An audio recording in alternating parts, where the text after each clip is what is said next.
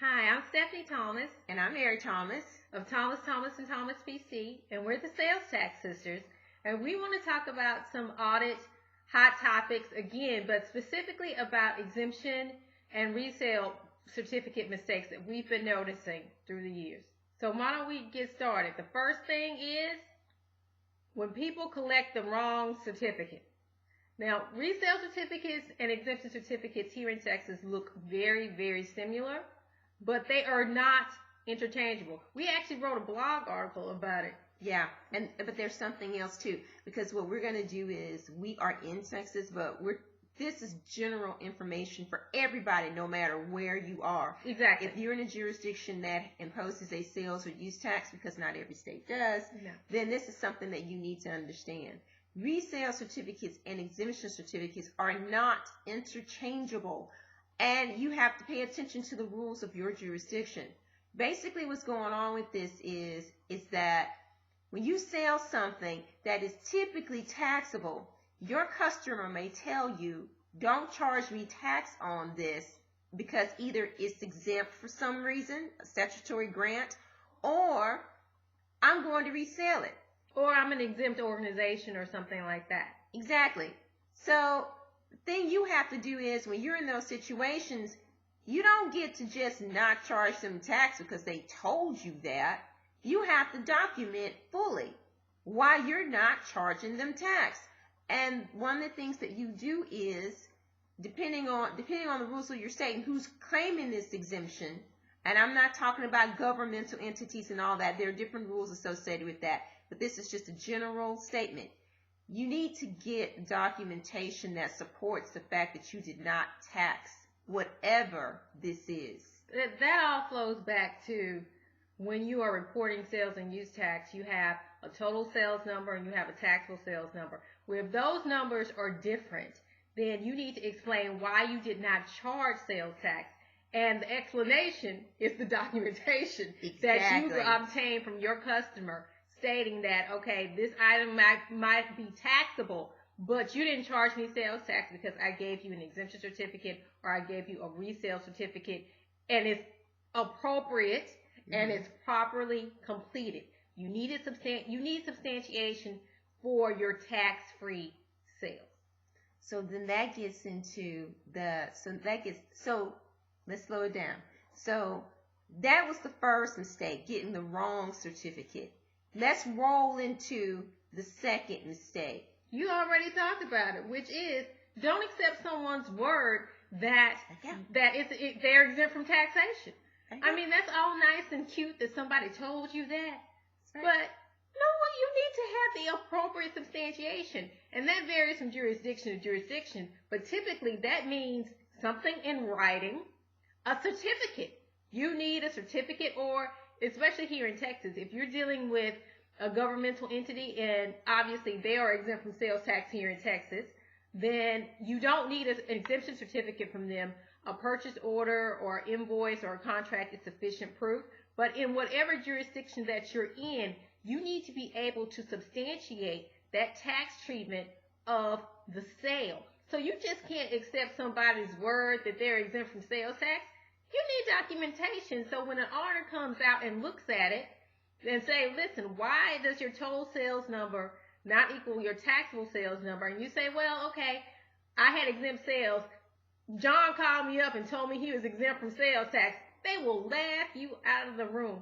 You need to have the appropriate certificate. And it must be properly completed, which is the third point. Well, you skipped because I was going to roll into getting the right form. But let's go with you. Okay.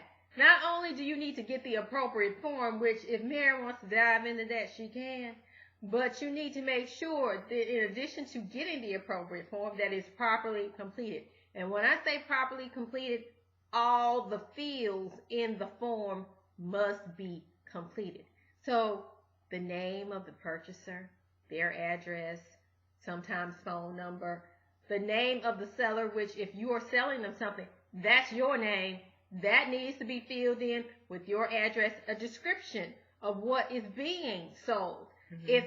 If it's exempt, why it's exempt from taxation. Mm-hmm. If it's a resale certificate, the normal business activity of that person issuing that certificate to you. And ding, ding, ding, it must be signed. And I'm not talking about some cute little script font on your computer. I'm talking about a signature. Now, you can use DocuSign. That's fine. I think you can. You can use DocuSign. But it needs to be signed, not typed, not some cute little font, but signed. Then it must be dated, and the date must be current. You know, the thing about the date is that depending on what kind of certificate it is, you know, it can be sometimes it's an older date. The thing that you really want to be careful about is that there are lots of people who will issue you a certificate and it doesn't have all the information. They don't write your name in. They don't write your address in. Don't file that away and think that that's going to work, because it's not. You need to have a completed certificate. All those fields are in there for a reason. If you are dealing with someone who will not issue you a certificate that was promulgated by the state, make sure that the certificate that they give you actually does have all the information that the state requires.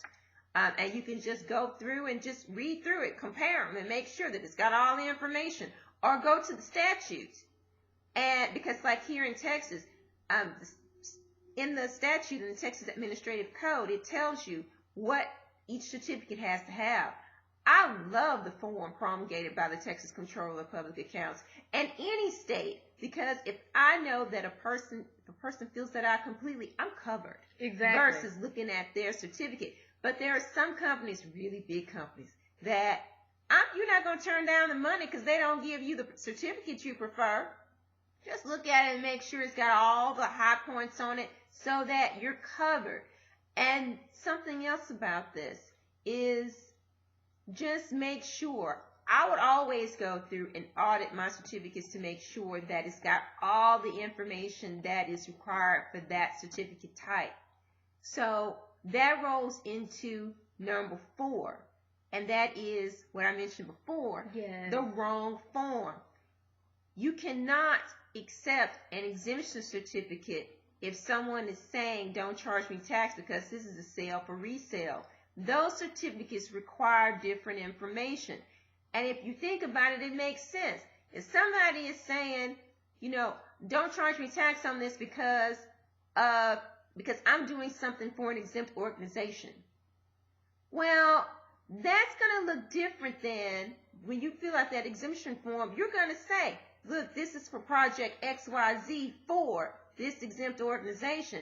That's going to look different than somebody who's claiming an exemption because they're reselling something.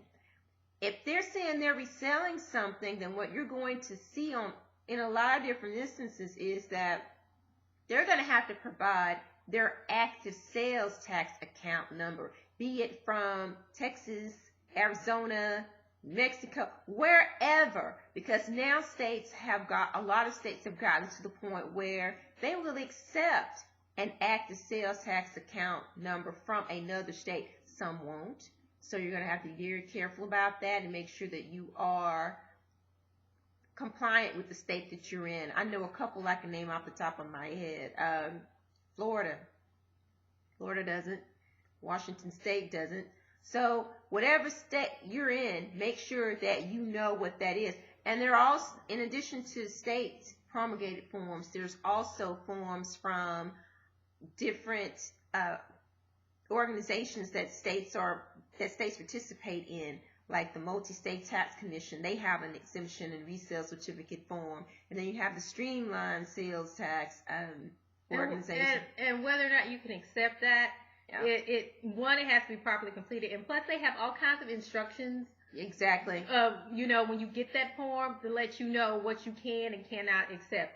And sometimes your jurisdiction may not accept those forms. So it's up to you to take a look and to understand your sales and use tax responsibilities. So read the instructions. Make sure you're getting the right form, that it reflects what you're being told. It's signed, it's dated, it's got all the information that you need on it. So we've covered 5. We're going to give you a bonus. Let's talk about what the 5 were. We talked about incomplete certificates. The wrong type of certificate. You need to collect the certificate. Mm-hmm. The form, make sure you get the right form. oh, we didn't cover 5, we covered 4. So now we're getting to 5. Yes. And that is the certificate on its face does not make sense. It must make sense. And this is what, and I can give you a perfect example, one that my mom told me years ago. And that is, you get a resale certificate from somebody. Mm-hmm. They're buying a cash register from you. It's a store, so obviously they do sales to resale. They're buying a cash register from you.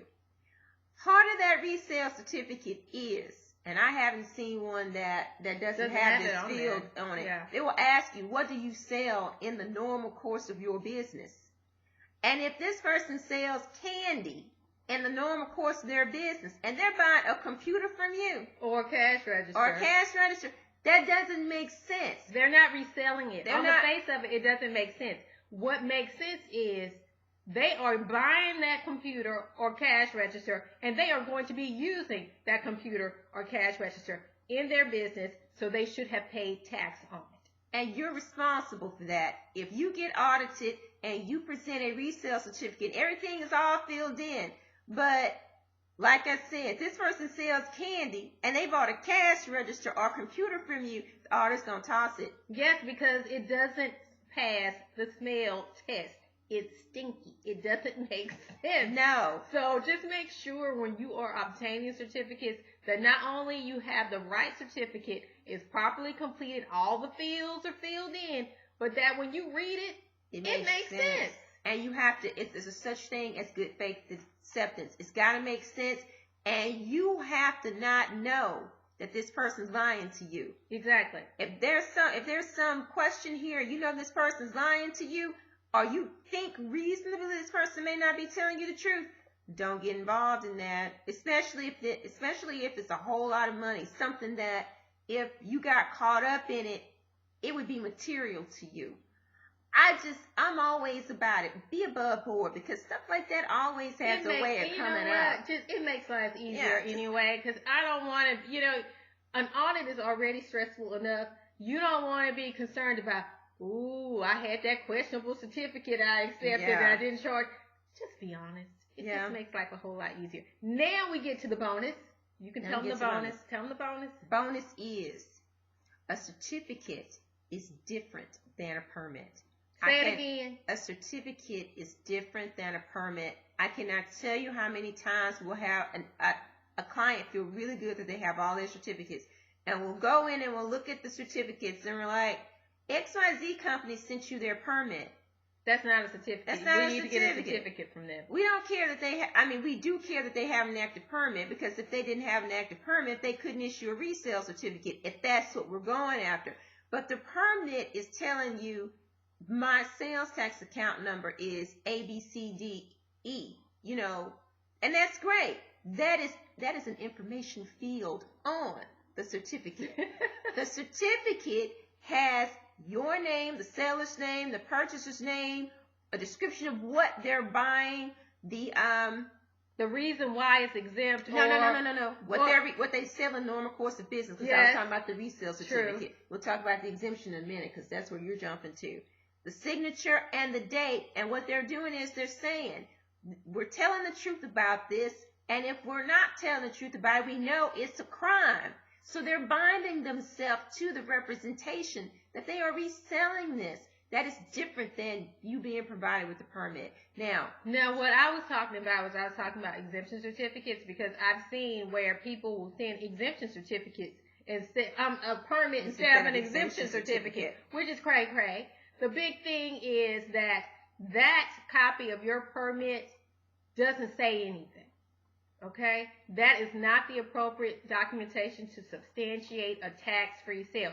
You need an exemption certificate. And if you're down here in Texas, you don't need it if it's a governmental entity. But for any other entity that you're dealing with that says, listen, I'm tax exempt, or I'm making purchases for a tax exempt entity, you need a properly completed exemption certificate. You don't need a permit. And also another little aside is that sometimes you have exempt organizations that are exempt. They're 501c3 organizations. That's the federal government, okay? This is Texas. We don't care about the federal government. You have to apply for exempt status with the Texas Comptroller of Public Accounts. So So if someone's giving you their 501c3 letter from the IRS, that's cute. That's still not sufficient proof. You need to have a properly completed exemption certificate from them, and you need to verify. We always suggest you verify that they are exempt from sales tax, and you can do that using the searchable information taxpayer database on the controller's website. We'll go into that in another video. And I think that's it for all of our hot topics as it relates to certificates and mistakes that we've seen. You got anything else you want to add? Just make sure that you understand sales tax is like a big old puzzle, and all the pieces are supposed to fit.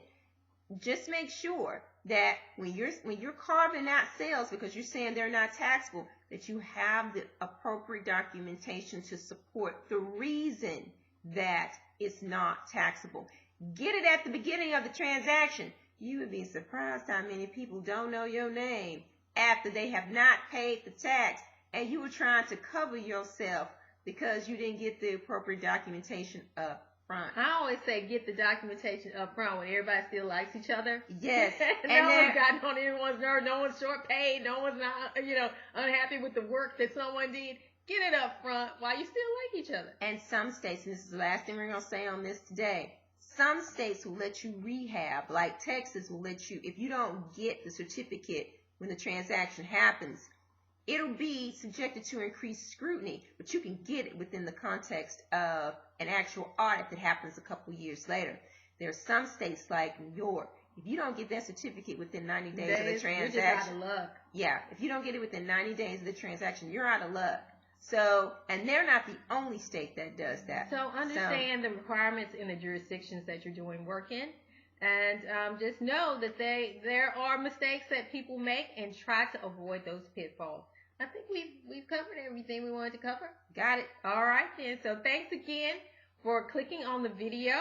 We would love it if you subscribed, and if you like what you saw, thumbs up. Thumbs up. Yeah. And thanks everybody.